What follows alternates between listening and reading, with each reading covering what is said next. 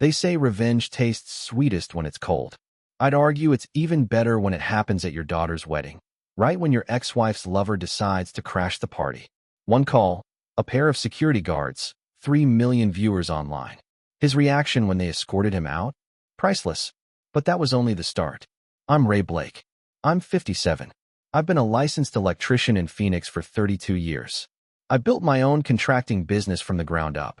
Just me and a battered truck back in '93. Now, I've got a crew of 4 and more work than we can manage. Honest labor, every dollar earned. It was a Tuesday afternoon at Chelsea's kitchen table. I was helping her with the seating arrangement while she worked. The house smelled of fresh paint. My daughter and her fiancé were doing most of the renovation themselves. I felt proud. That's when I saw it. Todd Griffith, +1, table 7. My hand froze over the laptop. I read it again, convinced my eyes were tricking me. But no, there it was. Todd Griffith, the man who parked his BMW a few blocks away so no one would notice. The man who shook my hand at barbecues while having an affair with my wife. A name I hadn't spoken in 8 years. The ceiling fan cut through the Arizona heat above me. My phone buzzed, a text from Diane. How's the seating chart coming? Thanks for being so mature about all this. Mature. I'd been mature when I discovered the affair. Mature when signing the divorce papers. Mature when I sat 3 rows away from Diane at every school event, pretending everything was normal. Chelsea arrived home around 6, still in her dental scrubs. Hey Dad, thanks for coming over. Did you get through the list? She asked. I looked at her, 25, radiant, glowing like any bride should. I could have asked why that name was there, but I didn't. Yeah, sweetheart, I said, closing the laptop. Looks perfect. Chelsea hugged me from behind. You're the best, Dad. I know this is weird with you and Mom, but I'm glad you're both handling it like adults. Adults. Civil. Words everyone flaunted like badges. I drove home with the windows down, desert heat filling my truck, passing the diner where Diane used to meet Todd during lunch. Phoenix suddenly felt smaller. At home, I sat in my garage staring at the tool bench I'd built myself.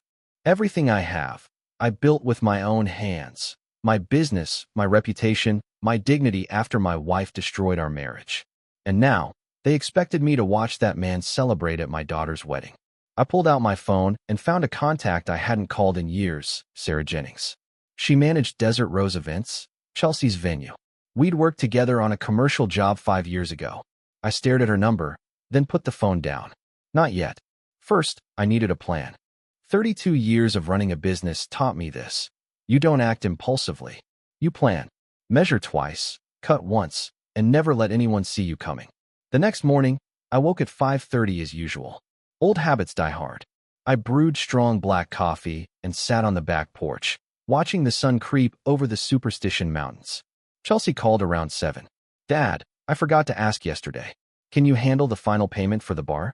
Mom's covering flowers, but the drinks are expensive. How much? I asked. 20 to 100, she said. It's a lot, but I'll take care of it, sweetheart. Don't worry. She exhaled. You're the best. And Dad, sorry if Mom being around is awkward. I just want everyone to get along for one day. I reassured her, just not in the way she thought. I spent the morning at a job site, running new electrical for a strip mall expansion. My apprentice, Tommy, noticed my quiet mood. Everything okay, boss? You seem off. Just wedding stuff, I said. My daughter's getting married in 2 weeks. That's awesome, man. You must be proud. Yeah, I said, threading another cable. Proud, yes, but my mind was on Todd Griffith. Diane acting like she could just add him to the guest list, as if 8 years erased the past. That evening, I went to Desert Rose Events. The lot was mostly empty. I found Sarah Jennings in her office, surrounded by fabric swatches and binders. Ray Blake. It's been years. About that, got a minute? I asked. She gestured to a chair. I opened the manila folder I'd prepared. Printouts, old emails from the divorce, photos of Todd and Diane at company events, his hand too low on her back, a handwritten timeline of the affair. My daughter's wedding is in 2 weeks. There's a guest who shouldn't be there, I said. Sarah's eyes shifted from curious to concerned, hardening as she read. This is the man who, yeah? And my ex-wife put him on the list without telling Chelsea the truth. I said, and Sarah closed the folder, looking me straight in the eye. Exactly what are you asking me to do? Ray, Your venue has security measures, right? For guests who might cause trouble? We do, I replied. But this man is a real threat to my daughter's peace of mind. She doesn't know the full story. She thinks her mom and I just had issues. She doesn't know he's the reason our family fell apart. Sarah was silent for a long moment, then picked up her pen. I'll need his full name and any identifying details you have. I slid another sheet across her desk. Todd's photo, car description, everything. This stays between us, Sarah said. And Ray, are you certain about this? I stood up. Never been more certain of anything in my life. Walking back to my truck, I felt something I hadn't in years. Not peace exactly, but purpose. Todd Griffith wanted to celebrate at my daughter's wedding. He'd have to get past me first. A week before the wedding, I got a call from an unknown number. Arizona area code, but not saved. Is this Ray Blake? A young man asked. Speaking. Who's this? Danny Griffith, he said. I'm Todd Griffith's son. My grip on the phone tightened. I was in my truck between job sites, and suddenly the cab felt smaller. What do you want? I asked calmly. To help you, Danny replied. I know my father's on your daughter's guest list. I know what he did to your family, and I have something that might help. We met an hour later at a Scottsdale coffee shop. Danny, in his late 20s, dressed in business casual, had his father's eyes but none of his arrogance. He slid a USB across the table. What's this? I asked. Evidence, he said. My father's been sued twice for harassment at his dealership, settled both out of court. There's also proof of insurance manipulation. Nothing landed him in jail, but it shows he's not the stand-up guy he pretends to be. Why are you doing this? I asked. Danny's jaw tightened. Because he destroyed my family too. My mom, my 2 sisters. He left us for your ex-wife, then left her when someone younger came along. He's a user, Mr. Blake, and I'm done watching him get away with it. I looked at this young man, probably near Chelsea's age, and saw the same pain I'd carried for years. Your sister's getting married, right? She deserves better than him being there, Danny said. My father ruins things. It's what he does. I pocketed the USB. This stays between us. Understood? And Mr. Blake, I hope your daughter has a beautiful wedding, Danny said. Driving back, I thought about Todd's son turning against him. Some men burn so many bridges that even their own children won't defend them. That evening, I loaded the USB onto my laptop. Danny hadn't exaggerated. Harassment claims from female employees, falsified insurance documents, even a buried DUI from 2 years ago. I made copies and added them to the folder I'd given Sarah, then called her. Sarah, it's Ray. I have more documentation you need to see. More on the guest we discussed? She asked. Yes. This makes it even clearer. He's a liability. Bring it by tomorrow. I'll update the security briefing, she said. I hung up, staring at the laptop. Todd Griffith thought he was untouchable, that he could show up anywhere and face no consequences. He was about to learn otherwise. The week before Chelsea's wedding passed in a blur of last-minute tasks. I installed new lighting in the bridal suite at her request, fixed a wobbly table at the venue, and wrote another check for unexpected expenses. Every time I saw Sarah, she gave me a subtle nod. Everything was ready. Thursday night, 5 days before the wedding, Chelsea called.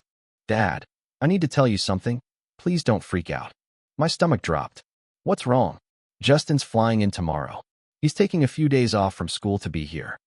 Justin, my son, 21, finishing his junior year at Arizona State. I hadn't told him about Todd on the guest list, not wanting to drag him into the drama. That's fine, sweetheart. I'll pick him up at the airport, I said. Thanks, Dad. And one more thing. Mom's hosting a pre-wedding dinner Saturday night. You're invited. Civil. That word again. I'll be there, I told her. Friday afternoon, I picked Justin up at Sky Harbor. He'd grown since Christmas, broader in the shoulders from playing club rugby at ASU. Good to see you, old man, he said, tossing his duffel into the truck. You too, son. How's school? Brutal, but surviving. So what's this I hear about Mom inviting some random guy to the wedding? He asked. I glanced at him. Who told you that? Chelsea mentioned someone named Todd. She said he was Mom's old friend, but her voice changed when she said it, so I figured there's more to it, Justin explained. I merged onto the freeway before replying. Todd Griffith. He's the man your mother had an affair with, and she invited him to Chelsea's wedding. That's messed up, Justin said quietly. Does Chelsea know? She knows your mom and I had problems, but not all the details, I replied. Justin stared out the window. Are you going to do something about it? I kept my eyes on the road. Already handled. My son looked at me with something like respect. Good guy? Sounds like a piece of work. That evening, we grilled steaks in my backyard. He talked about school, rugby, a girl he was seeing, normal father-son stuff. But I could tell his mind kept returning to Todd. Dad, if something happens at the wedding, I've got your back. You know that, right? He said. I flipped a steak. Nothing's going to happen. It's your sister's day. It will be perfect. You're up to something, I can tell, he said. Just making sure her uninvited problems stay uninvited, I replied. Justin grinned. Like I said, I've got your back. Having him there, understanding what was at stake, made everything clear. This wasn't about revenge. It was about protection, keeping Chelsea's wedding pure, untouched by the man who had already taken too much from our family. Saturday arrived, the pre-wedding dinner at Diane's house. Time to smile, shake hands, pretend everything was fine. Todd Griffith had no idea what awaited him. Saturday morning broke hot and clear over Phoenix. I woke at 5, showered, and donned my best charcoal suit, the one I bought specifically for this day. In the mirror, I looked like a man ready for his daughter's wedding. Nobody would suspect I was also ready for war. Justin was already awake, sitting on the couch in suit pants and undershirt, scrolling on his phone. Big day, he said, looking up. Yeah, you ready? I asked. Question is, are you ready? He replied. I poured coffee for us both. Everything was in place.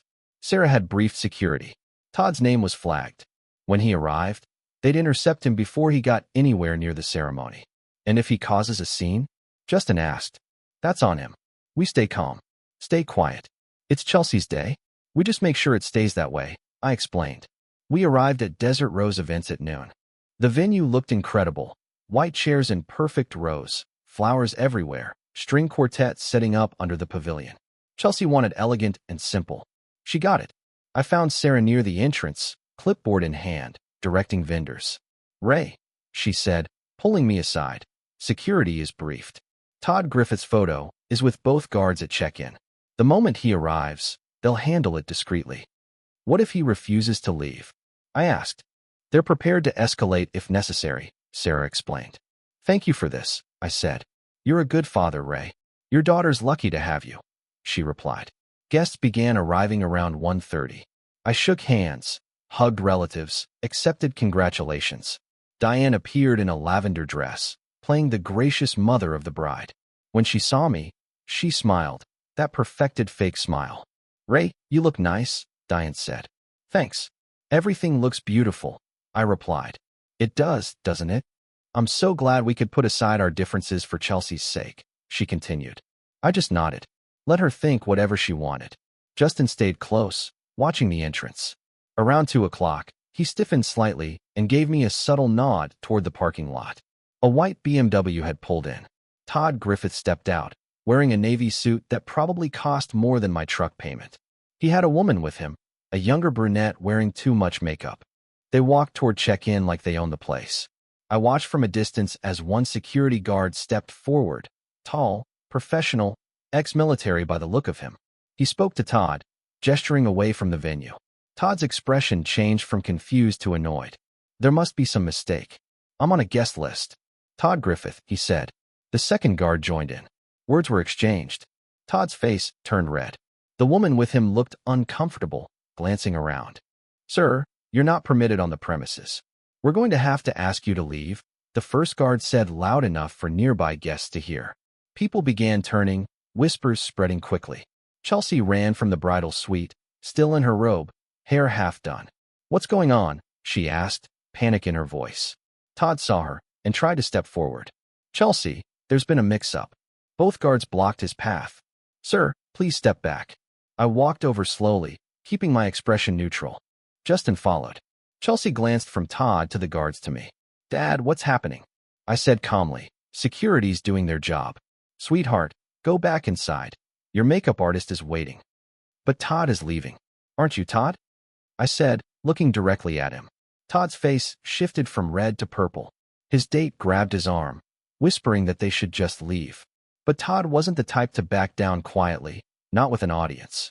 This is ridiculous, Todd announced loudly. I was personally invited by Diane and Blake. There's been a mistake. More guests were arriving now. Phones appeared. Someone was recording. Diane pushed through the crowd, her expression changing from confusion to horror as she realized what was happening. "What is this?" my ex-wife demanded. "Todd is my guest. He has every right to be here." Sarah Jennings remained professional and calm. "Mrs. Blake, we received documented concerns regarding Mr. Griffith potentially causing disruption. Our security team made the decision to restrict his access." "Documented concerns from who?" Diane's voice rose. "Confidential," Sarah replied evenly. Todd stepped toward me. "You did this. You're behind this, aren't you, Ray?" I didn't move, didn't flinch. Just met his gaze. "I'm here for my daughter's wedding." "Security handles security," I said calmly. "You son of a—" Todd started. "Careful," Justin said, stepping beside me. My son was 3 inches taller than Todd, with 30 pounds on him. "You're already being asked to leave. Don't make it worse." The guards positioned themselves firmly between us. "Sir, you need to leave now, or we'll call the police." Todd glanced around, at the phones, at the crowd, at his date retreating toward the car, at Diane, frozen, her perfect mother-of-the-bride image crumbling. "This is insane," Todd muttered. But he started backing toward his car. His date was already there, door open, done with the situation. "I can't believe this," Todd said to no one in particular. "I came to celebrate, and this is what I get." "You came uninvited to a family you destroyed," Justin said quietly but loud enough for nearby guests. "What did you expect?" "Let's stop Todd cold." Todd stared at Justin, then me, then the guests who now watched him with disgust instead of sympathy. He got into his BMW without another word. The engine roared, gravel spraying as he peeled out of the lot. The silence afterward was thick. Then someone clapped. Another joined in. Within seconds, scattered applause spread among witnesses. Diane stood there, mascara running, glancing between me, Sarah, and the departing BMW. "How could you?" she demanded. "How could I protect my daughter's wedding?" I replied. Chelsea appeared again, now with her maid of honor, ushering her back inside. My daughter looked at me, an expression I couldn't quite read. Shock? Anger? Something else? "Dad, we need to talk," Chelsea said. "After the ceremony. Right now, finish getting ready. Your groom is waiting." "But Chelsea," Justin interrupted. "Dad's right. This is your day. Don't let this ruin it. Get married. Be happy. We'll sort everything else later."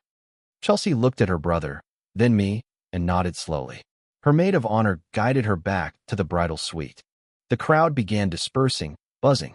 I overheard fragments. "Did you know he had an affair with her mom?" "No way. That's why they divorced." "Can you believe she invited him to her daughter's wedding?" Diane stood alone for a moment, then turned sharply and walked toward the venue office, likely to yell at Sarah. "Good luck with that." Justin and I headed to the groom's side of the venue. "That went about as well as expected," my son said. "Yeah, now we just need to get through the ceremony and reception." I adjusted my tie. "Think Mom will cause more trouble?" "Probably, but that's her choice." We did what we had to do. The ceremony was set to start at 3 o'clock. At 2:45, Chelsea pulled me behind the rose arch, away from the guests. Her eyes were red, makeup smudged from crying. "Dad, I need the truth." "All of it," she said. I took a deep breath. "What do you want to know?" "Todd Griffith. Mom's been telling me for years that you two just drifted apart, that it was mutual. But that's not true, is it?" Chelsea asked. "No, sweetheart. It's not. He's the reason you got divorced. He's part of it. Your mother made her choices, but yes, Todd was involved." I confirmed. Chelsea's hands were shaking. "And she invited him to my wedding today? Knowing what he did, she thought enough time had passed that we could all be adults about it?" I explained. "That's insane." "Dad, why didn't you tell me?" "Because I didn't want you carrying that weight. You were 17 when we divorced. You didn't need to know your mother cheated. I wanted you to have a relationship with her without that poison," I said. Chelsea wiped her eyes. "So, you just took it, let everyone think you were fine with everything?" "I was fine eventually, but I wasn't going to let him sit at your wedding pretending he didn't help destroy our family," I stated firmly. Chelsea hugged me tightly. "Thank you for protecting me, even from things I didn't know I needed protecting from." "That's my job, sweetheart." "Always has been," I replied. "Mom's furious. She's threatening to leave." "That's her choice. But you're getting married today with or without her drama. Justin and I are here. We're not going anywhere," I assured her. Chelsea pulled back, nodded, straightened her dress. Okay, let's do this. The ceremony went perfectly. Chelsea walked down the aisle on my arm, and I handed her to a good man who would treat her right. I sat in the front row next to Justin. Diane sat opposite, refusing to look at me. During the vows, I caught Chelsea glancing at me. She smiled, a real smile that said she understood and was grateful. When pronounced husband and wife, the crowd erupted in applause. Justin leaned over. You did good, Dad. I corrected him quietly. We did good. The reception started at 5. Diane gave a toast clearly directed at me, talking about forgiveness, moving forward, and letting go of the past. I sipped my water and let her talk. When it was my turn, I kept it simple. To Chelsea and Mark, may your marriage be built on honesty, trust, and a love that doesn't break when things get hard. I'm proud of you both. The applause was genuine. Several people came up afterward, shaking my hand, including relatives who had known the truth about Todd all along. About time someone stood up to that guy, my uncle said quietly. Around 7, as the sun set and dancing began, my phone buzzed with a text from an unknown number. This is over, Ray. You made an enemy today, Todd. I showed it to Justin. Want to handle this? He asked. No. Block the number. He's just noise now, I said. Justin did, then deleted it. Gone, he confirmed. I watched Chelsea dance with her new husband, laughing, happy. That's all that mattered. Todd Griffith could send all the threats he wanted. He'd already lost. Sunday morning, I woke to 73 text messages. My phone had been on silent overnight. The first was from my crew foreman, Tommy. Boss, you're famous. Check TikTok. I didn't have TikTok, but Justin did. He was already awake, scrolling through his phone with a grin. Dad, you need to see this, Justin said, turning his phone toward me. It was a video filmed by one of Chelsea's bridesmaids. Crystal clear footage of Todd being escorted out by security, his face red, voice raised. The caption read, when mom invites her affair partner to the wedding and dad says absolutely not. 3 million views in less than 12 hours. Oh no, I muttered. Oh yes, Justin replied. Look at the comments. Thousands. Most supporting you. That dad is a legend. Why would mom even invite that guy? So disrespectful. Security guard deserves a raise. The way that man stayed calm while protecting his daughter. That's a real father. There were other videos too, from different angles, different guests. One showed Diane crying and yelling at Sarah. Another caught my toast at the reception. Someone even posted the full confrontation, including Justin's line about Todd coming to a family he destroyed. That clip alone hit 2 million views. My phone rang. Chelsea, Dad, have you seen the videos? My daughter asked. Sweetheart, I'm sorry if don't apologize. I'm glad it's out there. Everyone should see what kind of man he is and what kind of father you are. Chelsea interrupted. How are you handling all this? I asked. Honestly, I feel relieved. For years, I thought the divorce was somehow my fault. That if I'd been better, you and Mom would have stayed together. Now I know the truth, she said. We talked a little longer. She was happy, heading off on her honeymoon soon. After hanging up, I checked the other messages, friends from high school, old co-workers, even Danny Griffith, Todd's son. Mr. Blake, I saw the videos. My father got exactly what he deserved. Thank you for standing up to him. But there was one message from Diane that bothered me. You've humiliated me in front of the whole county. Friends are calling. People in my office saw the videos. Hope you're proud of yourself. Justin read it over my shoulder. She's blaming you for her own choices. Always has, I said. By Monday morning, local news had picked up the story. Channel 12 called requesting an interview. I declined. The Phoenix Tribune ran. Viral wedding video raises questions about forgiveness and boundaries. My business phone started ringing with new clients. Saw you on TikTok. Any man who stands up like that is someone I want to work with. The event became the talk of the county. Everywhere I went, people recognized me. Some shook my hand, others nodded with respect. 3 days after the wedding, around 11 p.m., headlights swept across my living room window. A car door slammed. Heavy footsteps pounded on the porch, then the door. Ray, open up. I know you're in there. Todd's slurred, angry voice yelled. I was on my feet.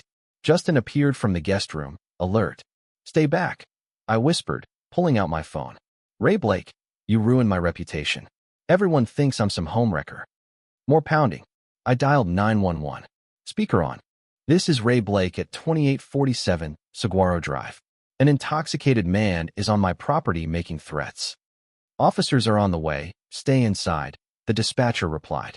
Open this door, you coward, Todd shouted. Justin moved toward the door. I raised my hand.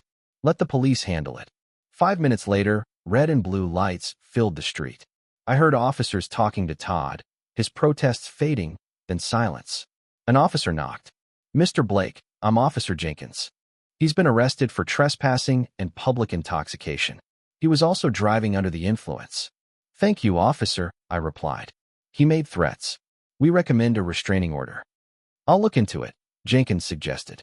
After the police left, Justin sat on the couch, shaking his head. Some people never learn, huh? He said. Nope, I replied. The next morning, Danny Griffith called. Mr. Blake, I heard about last night. My father's in jail. I wanted to apologize. Not your fault, son. He makes his own choices. Still, thanks for not pressing further charges. The DUI is enough to keep him off the roads for now. He will stay away, I promised. That afternoon, I filed for a restraining order. The judge approved it within hours, given the viral videos, the late-night visit, and Todd's record. Chelsea called from her honeymoon. Dad, I heard what happened. Are you okay? I'm fine, sweetheart. Todd's facing consequences, I assured her. Good. He deserves worse, honestly, she said. Maybe, but I want peace now, I replied, and I meant it. Months later, autumn brought cooler skies to Phoenix. Business was booming, partly due to the publicity, though I never advertised it. Chelsea and Mark invited me for Sunday dinner. Their little home was coming together. My daughter was glowing, happy in a way I hadn't seen for years. Dad, I have news, Chelsea announced over dessert. Good news, I hope, I said. The best. We're pregnant. She beamed. I stood and hugged them both. Congratulations. I'm going to be a grandfather. Justin already knew. He was thrilled. But there's more, Chelsea continued. We want you really involved, more than just visits. We want our child to know what a real father looks like. Those words hit me harder than expected. I'd be honored, I said. Later, on their porch, Chelsea brought up Diane. Mom and I aren't really speaking. She can't accept I sided with you, she explained. That's her choice. Don't let it bother you, I advised. I'm not. For the first time, I see her clearly. The lies, manipulation, refusal to take responsibility. I'm done making excuses for her, Chelsea said firmly. Justin drove up from rugby practice. We all sat together, talking about the future, the baby, life. My phone buzzed. A message from Sarah Jennings. Saw you're going to be a grandfather. Congratulations, Ray. You deserve all the happiness. I smiled, pocketed the phone. Todd Griffith's dealership lost several major contracts after the videos went viral. Last I heard, he'd moved to Tucson, trying to rebuild away from Phoenix. I didn't follow closely. He was irrelevant. Diane, still angry, still blaming me. But Chelsea had set boundaries. That was her choice, and I supported it. As the sun set over the mountains, painting the sky orange and purple, I felt something I hadn't in years, complete peace. I had protected my daughter when it mattered most. I stood my ground without backing down. I'd show my kids integrity isn't about being loud or aggressive. It's about standing firm when it counts. The viral videos faded from the internet, replaced by new scandals. But in Phoenix, people still recognize me occasionally. They nod, shake my hand, and say I did right by my daughter, and they were correct. I saw my wife's affair partner at my daughter's wedding. I made one call to the venue manager. Chaos ensued countywide, but in the end, it wasn't about chaos or revenge.